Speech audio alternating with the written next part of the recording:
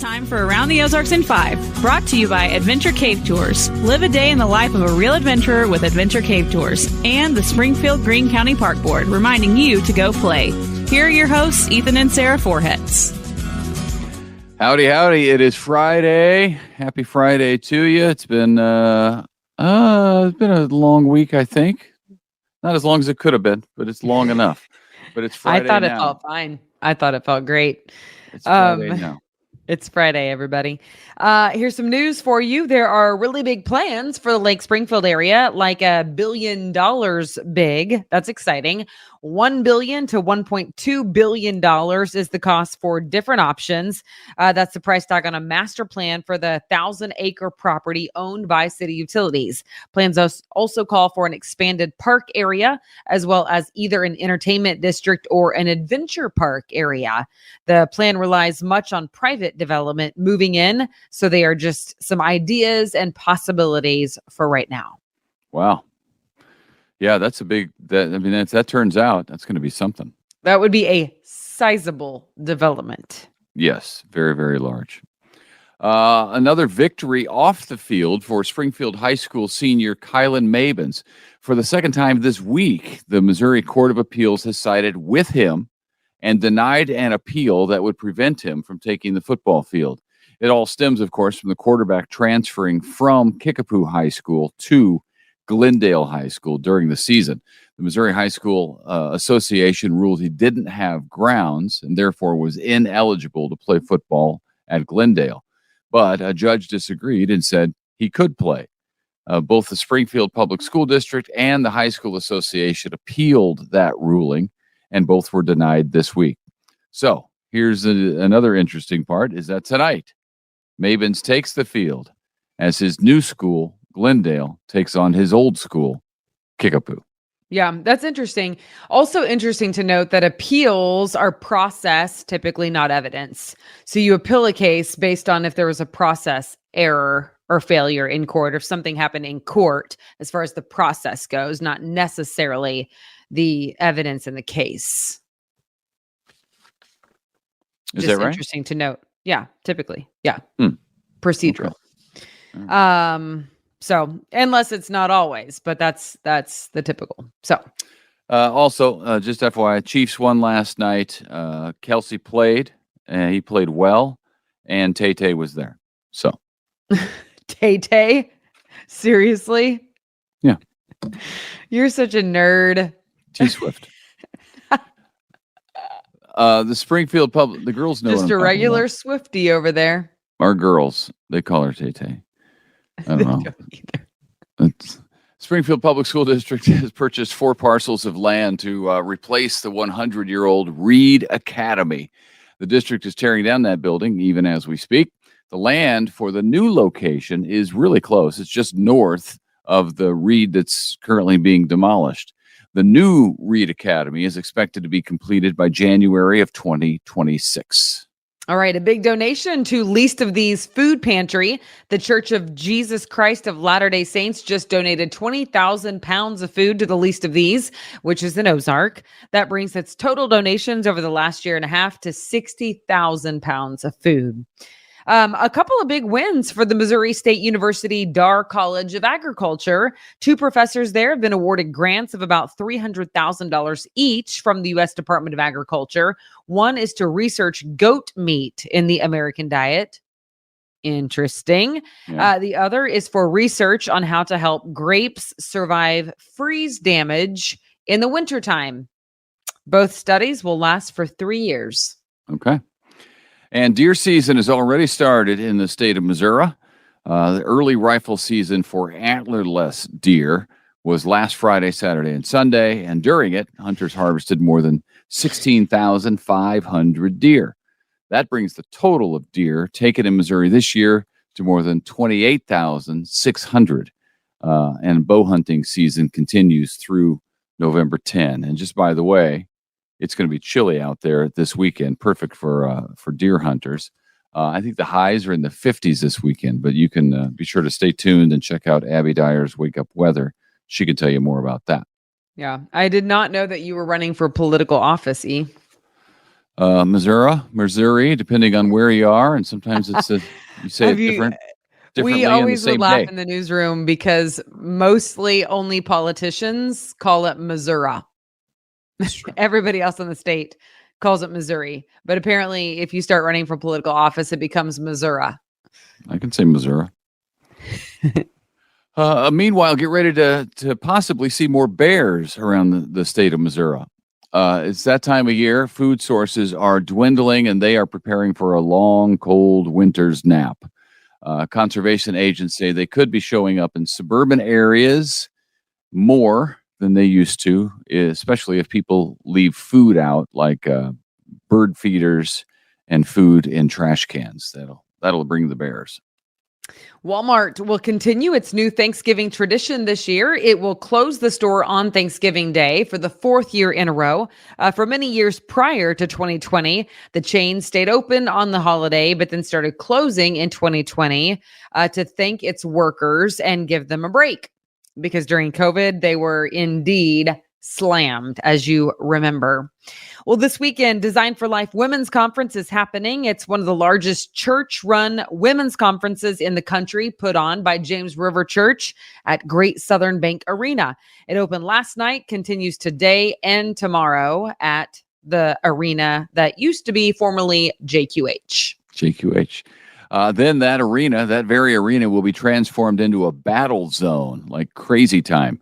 The WWE Super Show is Sunday at 7 p.m. It features a double main event, not just one main event. It's a double main event. And that, I don't think that's just hype. WWE World Heavyweight Champion Seth Rollins versus Shinsuke Nakamura. I don't know if that's how you say it. I think it is. Then the American Nightmare, Cody Rhodes, takes on The Miz in a street fight. So it sounds wild, and I bet it will be. WWE at the former JQH Sunday night. All right. That's quite the transformation of the arena from one thing to another. Yeah, in 24 hours time. In one day. All right. Also this weekend is Art in the Park tomorrow and Sunday from 10 a.m. to 4:30 p.m. at Sequiota. Dozens of artists from all across the state will be displaying and selling their work. It is free to attend. Also, Finding Nemo Jr. is now on stage at the Springfield Little Theater. Great time. All weekend long. And for the next week, you can see that live production. Get your tickets at springfieldlittletheater.org. And then finally, if you love pop culture, then VisionCon might be the show for you. VisionCon is going on today, tomorrow, and Sunday at the Springfield Expo Center. It features appearances by actors and people from reality TV, as well as a gaming room, vendors, and a costume contest.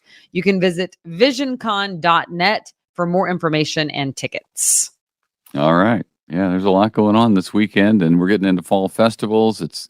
Leaves are starting to change. Have you seen the leaves starting to change? I've seen them falling. I haven't really seen them changing. Actually, I ran 4 miles the other day with Griffin, our 10-year-old boy. And it was great fun because we ran on the, Greenway Trail from Sequiota, which we don't often run there. So it was fun because it's straight for so long that you could see the leaves falling. And I really wanted to shoot a slow-mo video, but I didn't have my phone on me. Yeah, the leaves are starting to change, especially, I think, maple trees. I saw some of them starting to change. So if it's cool this weekend like it's going to be, it'll speed up that process, I think. Yep. It seems like we haven't had great color in the Ozarks in several years. And they always blame the drought. The drier it is, the worse the color is.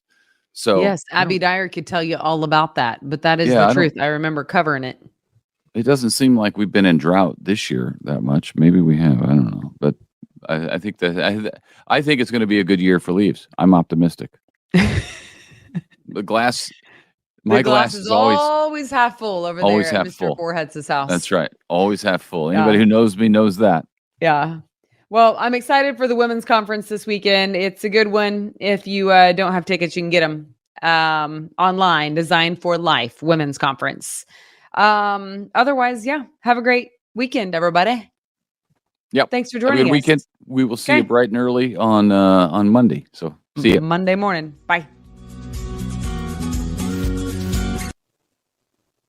It's time for Around the Ozarks Wake Up Weather, sponsored by Scooters Coffee. Here's your host, meteorologist Abby Dyer.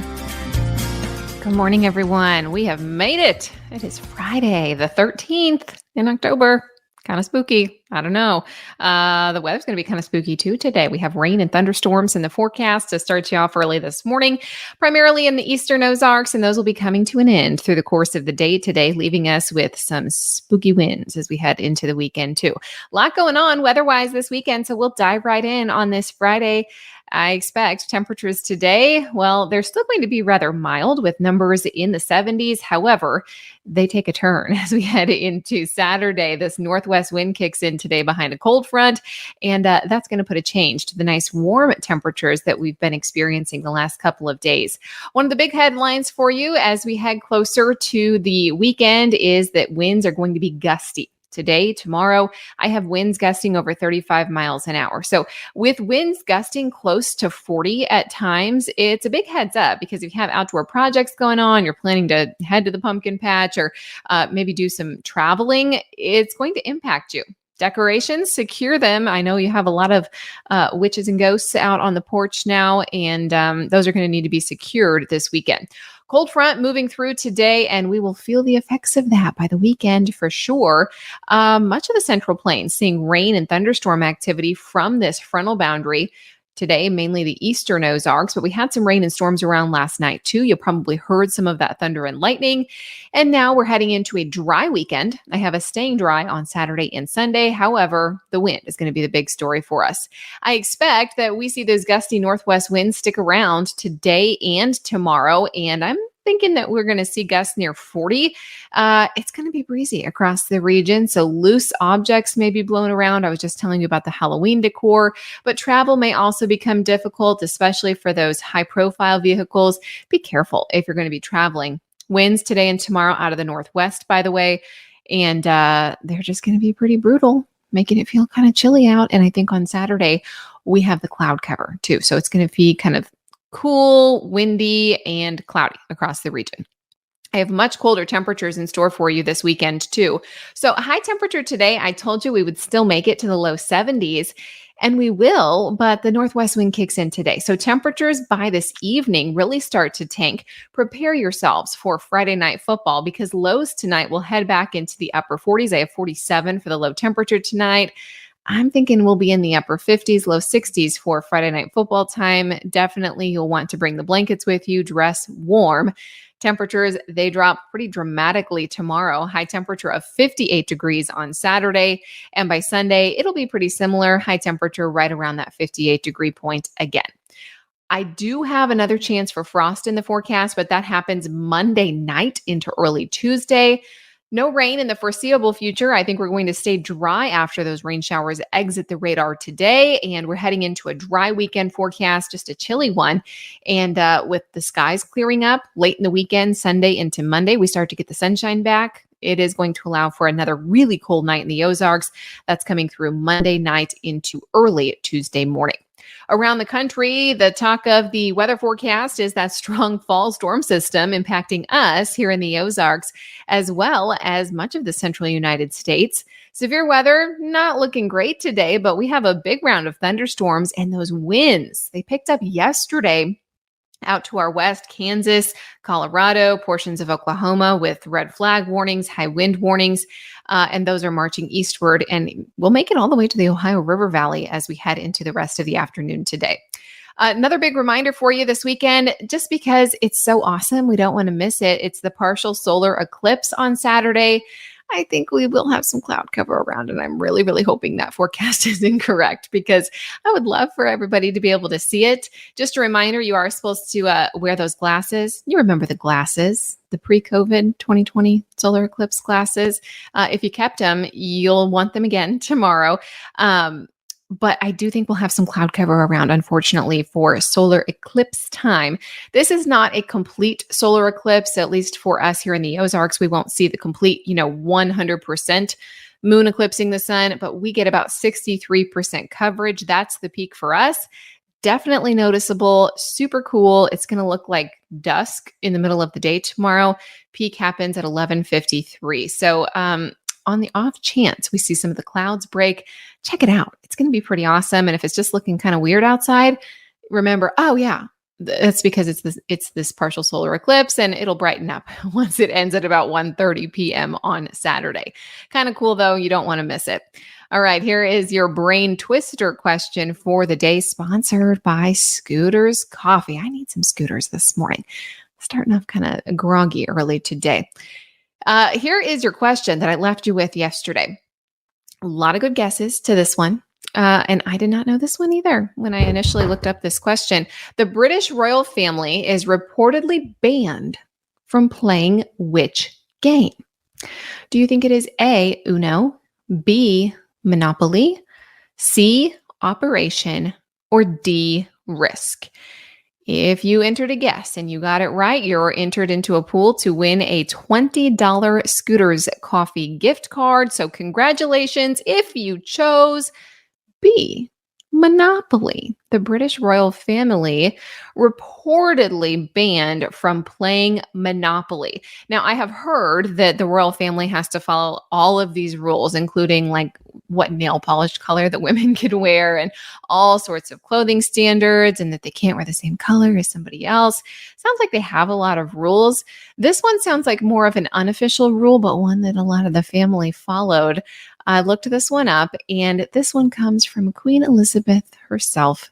The Queen banned the royal family from playing Monopoly because it became, quote, too vicious of a game. So they argued. She revealed that it became pretty contentious when they all got together and tried to play Monopoly. So she said, no more Monopoly. They apparently used to play this on Christmas Day. No longer. They've switched to a different game. And I wish I knew which games that they now play. I would be very curious to know that. This was confirmed, by the way, by the now disgraced Prince Andrew, but he told one of the tabloid papers when they asked him about this, we are not allowed to play Monopoly at home. So maybe they sneak out and play it somewhere else. All right, here's your next chance to win a $20 Scooters Coffee gift card. This is the question that I'll be answering for you early Monday morning. Here it is. Have you heard of this? The Young Shuffle. The Young Shuffle is a form of what type of activity? Do you think it is A, throwing a baseball, B, dancing, C, running, or D, playing poker? Let me know if you have a guess. You can submit that too. Take a chance at it. 1 in 4 chance, and the prize is pretty big. So I will have the answer to that early Monday morning, and I hope everyone has a fantastic weekend across the Ozarks. It is going to be kind of cold and windy, so prepare for those fall-like temperatures. Before I go, I do have an exciting announcement. I want to officially welcome Scott Puryear to the Around the Ozarks family. We've got a new podcast, everybody, so I encourage you to tune into his once you finish listening to Around the Ozarks Wake Up Weather. Find out what's happening in local sports. One of the best-known names in Ozark sports, Scott Puryear, is back with his own sports podcast. In each podcast, Scott will talk with area sports and national sports topics of local interest. Plus, he has some interviews with area sports personalities from past and present. You don't want to miss it. We are super excited to announce that. So welcome, Scott, Around the Ozark sports scene. You can check it out. Thanks for listening early this morning to Around the Ozarks Wake Up Weather. You can find more weather information at aroundtheozarks.com. It's time for Around the Ozarks sports scene with Scott Puryear. Now here's your host, Scott Puryear. Hello, Ozarks. Welcome to the Around the Ozarks sports scene podcast with Scott Puryear. Predictably, I am Scott Puryear, and want to thank you for tuning in. This is the maiden voyage of the podcast. Certainly appreciate the opportunity from the Midwest Family group of stations to do this and to continue on my radio, podcast, sports career in this way. I'm really excited to do this and be able to talk to some of the current newsmakers, past newsmakers in the sports world, take some trips down memory lane with some of the people you may remember, and talk to the hot topics in today's sports world, including our first guest today, Jackson Cantwell, the 6'8", 300-pound sophomore offensive lineman standout at Nixa High School, who's being recruited basically by about every Division I, Power 5 football program in the country. So looking forward to talking to Jackson. You may be wondering, who the heck is this that I'm listening to through my speaker? I've been in the Ozarks my entire life. Grew up in a small town called Knoll, Missouri, went to McDonald County High School, and then went up the road to Springfield to what was then SMSU and now Missouri State University. Graduated in 1985, stuck around for 20 years as a sports writer for the Springfield News Leader, sports columnist as well. Got to cover a couple Super Bowls, the Payne Stewart golf career before his tragic plane crash. High school sports, love high school sports and talking about it, and just really had a nice 20-year run. Then moved on over to Drury University, worked in athletics for 11 years. Another great period in my life with some awesome men's and women's basketball teams, a swimming and diving program, the start of baseball, and got to be there for all of that through about 2016. For the last 20 years or so, I've been doing radio. I've done it on some other stations in town. Of course, spent an 11-year stint with Ned Reynolds, part of the stable of talent here at Midwest Family as well, and enjoyed my time doing that and dabbled in some podcasts. But now we're going to go full bore into the podcast world and bring you the guests that hopefully you'll want to listen to. Our first guest here on the Around the Ozarks Sports Scene podcast is a phenomenon down in Nixa, Missouri. He's the sophomore offensive lineman for the Nixa Eagles, 6'8", 300 pounds, ranked the number one offensive lineman in the country in his 2026 recruiting class, number one overall player in the state of Missouri for his sophomore group. We welcome Jackson Cantwell. Hi, Jackson. Hey, Scott. How's it going? Doing great, thanks. Tell me what you had for dinner last night. I had some steak and I had some pizza I brought home from the JV game. Steak and pizza. So how big a steak are we talking? Does Mom have to fix? Well, it's usually my dad. He's pretty good with those. And last night, I believe it was a strip steak, if I remember correctly. Excuse the bell there. That's okay. It was a strip steak, about, I think, 12 or 16 ounces. It was pretty good. Pretty solid. So if nobody were in the room watching and you had unlimited food quantities, what is the number one food that you would just completely devour, and how much of it would you devour in one setting? Sorry for all the distractions. I mean, being in school is a little bit weird with the bell, but it's, there'd be around, I'd say probably 30, 36 ounces I could probably take down in one setting if I absolutely had to. 36 ounces of steak? Yeah, I think that's about right. Have you ever thought about going to that place in Amarillo, the Big Texan or whatever, and trying that 72-ounce steak? I mean, it's always come to mind to try to do something like that, but I just never really had an opportunity to do so. I mean, I feel like that's probably something maybe like, I don't know, go on a vacation one time, feel like I might give it a shot. Well, we wanted to start out with something like that because I'm amazed at the grocery bill that your parents must accumulate each week, and I'm sure they are too. But wanted to talk football and everything else with you. Of course, started last year as a freshman at Nixa High School. Have worked your way into, again, one of the leaders on that offensive line, playing left tackle. The big news around Jackson Cantwell is whose attention he's caught so far. Basically every Power 5 team in the country that you can name, the blue blood programs like Bama, Georgia, Oklahoma, Texas A&M, Miami, the U, Tennessee, they've all wanted to get a piece of Jackson Cantwell early on, or at least get his attention to get him to maybe get on campus for an unofficial visit, check out things, and then start lining him up whenever he can actually take visits his junior year. But Jackson, overall, how would you describe the process to this point, and are you at all overwhelmed by what's happened here at age 15? Oh, I mean, it's been great so far. I mean, I've just been trying to experience a little bit of everything, try to go as many places I can go, see as much stuff as I can see. And, I mean, it's gotten a little bit hectic at some points in the year whenever, like, recruiting cousins, I have people come down to see me, or whenever I'll have more people try to contact me, which is usually out of season. Right now it's a little bit calmer. People are more focused on winning games, but I'm still getting I still got to talk to a few people to get game invites scheduled, so it's always a little bit hectic doing that. But I wouldn't trade it for anything. It's been great. How do you and mom and dad decide what unofficial visits and games you're going to go to this fall? I mean, I know you were at Mizzou this past weekend for their game with LSU, and I know you've been to Oklahoma and you've been to Arkansas. Do you guys just kind of look ahead maybe 2-3 weeks and say, hey, we can get there? Yeah, usually. It's pretty tough most oftentimes because I don't know how some people take visits every single weekend. I know for me, like, we have a hard time going pretty much anywhere that we can't drive to. It's so hard to get plane tickets nowadays. But, yeah, basically, if we can get plane tickets in advance somewhere far, we can. Like, I have a few places where I'm kind of looking at buying those, and if not, then I can drive to some places like Midwest-type schools, maybe like a few SEC, a few Big 12 places that are kind of within driving distance. So it's kind of tough to go to some places like that, but we figure it out. What is a typical visit like for you and mom and dad? I mean, obviously they're courting you. They want you to come back when it gets closer to decision time. But right now, when you go to a Mizzou or an OU or an Arkansas, describe what the day and the atmosphere is like for you. Going to a place I've already been before is usually it's relatively chill in comparison if you're going for the first time.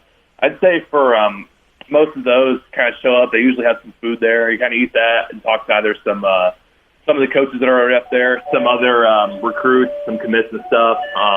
Usually they'll bring you back to talk to the head coach for a little bit before the game. That's always pretty fun.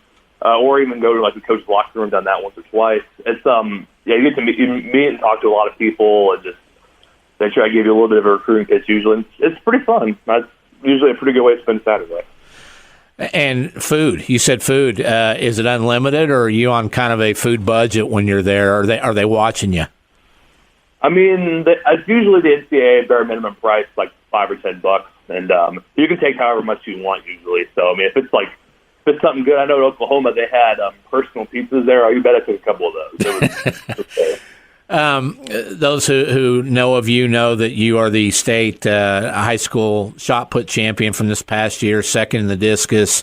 Mom and dad both Olympic shot putters.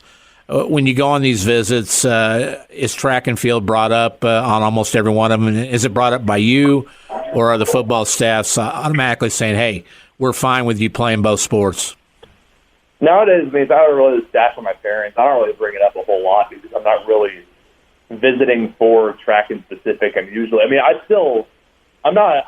think I'm going to do track in college. I'm not 100% sure, but I think most programs want me to do it there as well.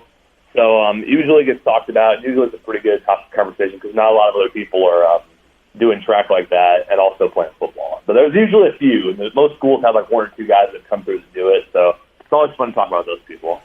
We live in a different world now with the transfer portal and especially the name, image, likeness rules or rules. We use that word loosely. Does that come up in discussions now as a sophomore? Or is that something you think that they will present to you? And I'm sure you don't bring it up because right now you're just kind of in that feeling out process for everything. But does it come up now? I mean, it's not really something that gets brought up very much. I mean, I know people like kind of talk about it a lot. I mean, even a few from my class talk about it. I haven't personally had it brought up to me once yet, so I'm not sure about the regulations or really anything about it right now. I'm just kind of waiting on that because I'm not even really sure kind of what you can do or even really how the process works. I'm just kind of waiting to see what happens there. I know your summer was busy with visits. You got down to Alabama, you got to Georgia, to Oklahoma again. Is there anybody in particular that you've just kind of been a little bit in awe of initially when you first met them? I mean, there's obviously a lot of places where it's like, this is kind of cool that I'm here. I mean, at Bama, getting to meet Coach Saban after camping there, that's something that most people love to ask me about. That was pretty good. Meeting Coach Smart and the rest of the people at Georgia, that one was really cool. I mean, there's a lot, honestly. There's basically every single school is kind of cool. It's like I'm talking to insert name here. It's kind of just crazy to think about. Like, that 2 years ago, I didn't even know if I'd be playing football in high school just because I just didn't know at that point. Now I'm doing this. And, of course, they can't contact you directly till what, the summer of your junior year or after your, I guess, next summer? When is that date? August 1st after next summer. So it's not super far off, but it's still a little bit away. So August 1st going into your junior year then, correct? It's going into your junior year when they can talk to you. So that'll be next year. As crazy as it's been already, I notice that every time I do a Google search, there's a different recruiting service doing a Jackson Cantwell profile or what do you think and things like that. Podcasts like this, I know you're getting hit from all sides. When that starts next August 1st, have you got a plan or who's going to filter a lot of the stuff that's coming your way? I've thought about a lot of things. I don't have a 100% solution yet. As of right now, I'm just going to try to maintain my phone the way it is and just kind of hope that it doesn't really get too bad. If all else fails, I might I don't even know. I might try to get a second number. But there's really a lot of ways I might just try to talk to people, see how they've handled it, because I know a few people that have already gone through it. It sounds like it gets pretty hectic around once that official recruitment starts opening up. So I don't know. I'll keep looking at what's the best way to handle it, and I'll see in about a year. You got a guy there that's the boss man at Nixa, John Perry, who's had athletes go to colleges for many, many years and be recruited. How big a help has Coach Perry been so far in the process, and how much will you lean on him for that kind of help, the filtering and making sure you can kind of live a normal life your last 2 years? Usually Coach Perry handles a lot of my recruitment talking to people because I can't talk to anybody, but a lot of them will reach out through him, and he has a lot of connections to these places, so it's kind of it's definitely something that's helping me a lot right now. And I think he'll have a pretty big part in kind of helping me through this whole process, and he's done a pretty good job so far, so I don't see why I'd go away from it. Well, we mentioned you got into the starting lineup on varsity last year really early due to some injuries. Kind of tell us the difference between Jackson Cantwell, the sophomore lineman, versus the freshman version people saw last year. Really just about everything. The only similarity is that I didn't really grow much vertically, but everything else is the exact kind of difference from where it was last year. I've gotten probably a little bit better at just about everything. Just I didn't know I was going to play last year, so I didn't really put a whole lot of effort into preparing. And I kind of got thrown in and learned a lot of stuff on the fly. So it was a little bit tougher, but I spent the whole off season working with trainers and stuff and learning football and going to camps. But I came back a completely different player this year. I feel that's kind of, from what I've heard, it's been a little bit evident on film, and I've learned some stuff over the summer. Right now, today, how tall and how much do you weigh? I'm still about 6'8", but I weigh, I'd say anywhere from 296 to 300 on any given day. I usually round up because it's usually about 300. 2 years from now, when you're a senior leaving Nixa and going to the college level, what would you like to weigh at that point? I get asked that question sometimes. It's kind of a tough answer because it really just depends on how well I can hold weight. I guess I'm just going to probably keep putting on weight until it started getting sloppy once I got to around 305. So I got down to about 300 and it looks a little bit better. I'm just going to keep bulking up as long as I can not really get sloppy with it. So my guess would be it'd be around the 320, 330 range by the time I end my senior year. That's probably about where I think I'm going to shoot for. Now you get a lot of attention for that Nixa offensive line, and of course, rightfully so, given your stature nationally. But I've seen every Nixa game this year, and that offensive line as a whole is darn good, and I think it's one of the best ones in the area in quite a while. Talk about the relationship with the other guys, and as a team, as a unit, how you feel like you guys have played to this point. I think this is something that's kind of been building for a while. It didn't really kind of just come out of nowhere. And I'm kind of glad I get to speak for those guys right now because, we've been doing some great things so far. We got guys like Jacob Lyle he's kind of been leading it for a while. He didn't really get talked about much last year, but right now I feel like he's probably the best guard out of Southwest Missouri right now, at least in the COC for sure. And then, we got a bunch of other guys that are doing pretty good right now. Oakley, TJ, Ethan Cho have all kind of settled into their roles. We got a lot of guys that can block for sure. It's been a pleasure to play with all of them. A lot of football season left for the Eagles, unbeaten. Big game coming up at Republic this week, and backyard brawl with Ozark, and then we start moving into the districts and playoffs. But after all that, basketball season coming up, are you excited to get back on the hardwood for Coach Blancett this winter?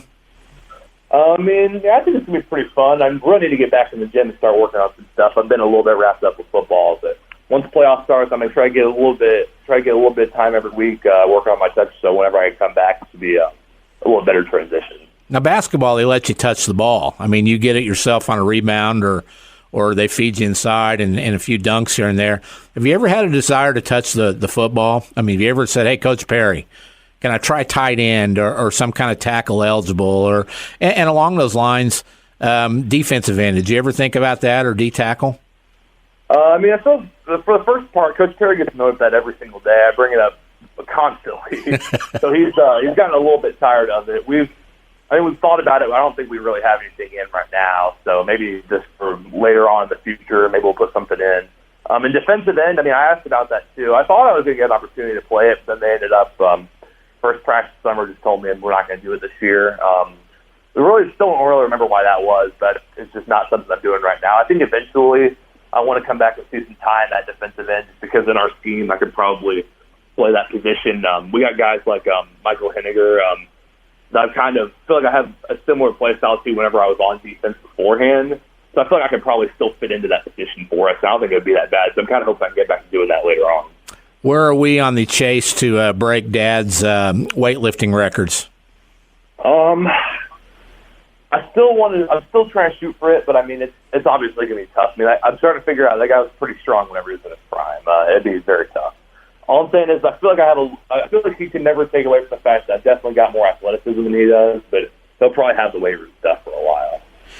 And I'm sure you get asked this a lot, Jackson, but when do you want to have a final destination / decision done where you can focus on finishing your high school career and life? I feel like it's going to have to be a little bit later on just because I don't see how I'm going to be able to make a decision the next year. I don't know how people are doing it already, honestly. That kind of puzzles me a little bit. But, I mean, ideally, I want to start kind of developing a top schools list by the time my recruitment officially opens up, so I'll know where I'm going to take the OVs to.